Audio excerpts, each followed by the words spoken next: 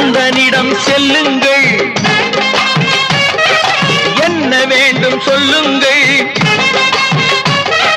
கந்தனிடம் செல்லுங்கள், என்ன வேண்டும் சொல்லுங்கள்.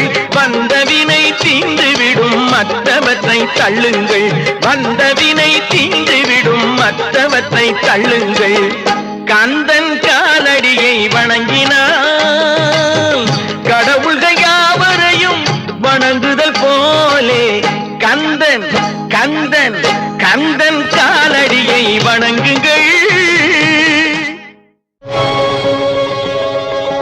அம்மையானவன் எமக்கு அப்பனானவன், அம்மையானவன் எமக்கு